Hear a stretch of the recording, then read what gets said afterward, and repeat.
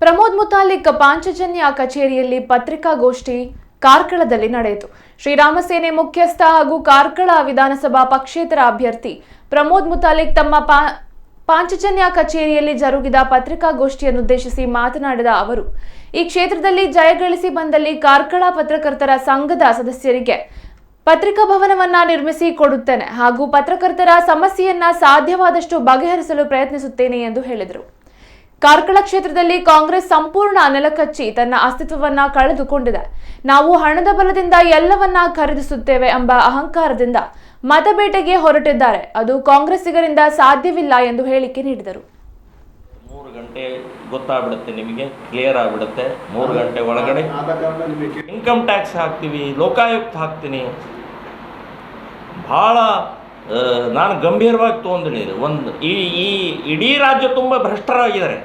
ಆದರೆ ಈ ಕ್ಷೇತ್ರದಲ್ಲಿ ನಾನು ಇಳಿದಿದ್ದರಿಂದ ನನಗೆ ಗೊತ್ತಾಗ್ತಾ ಇದೆ, ಹೆಜ್ಜೆ ಹೆಜ್ಜೆಗೂ ಗೊತ್ತಾಗ್ತಾ ಇದೆ ಹೇಗೆ, ಏನು, ಎಲ್ಲಿ, ಹೇಗೆ ಅಂತ. ದೇವಸ್ಥಾನವೂ ಬಿಟ್ಟಿಲ್ಲ, ದೈವನೂ ಬಿಟ್ಟಿಲ್ಲ. ಯಾವುದೋ ಸುಳ್ಳು ಅಪಪ್ರಚಾರ ಹಬ್ಬಿಸ್ತಾ ಇದ್ದಾರೆ, ಅಭದ್ರತೆ ನಿರ್ಮಾಣ ಮಾಡ್ತಾ ಇದ್ದಾರೆ, ಭಯದ ವಾತಾವರಣ ಸೃಷ್ಟಿ ಮಾಡ್ತಾ ಇದ್ದಾರೆ. ನೋಡಿ, ನಾನು ಇಲ್ಲೇ ಇರೋದು,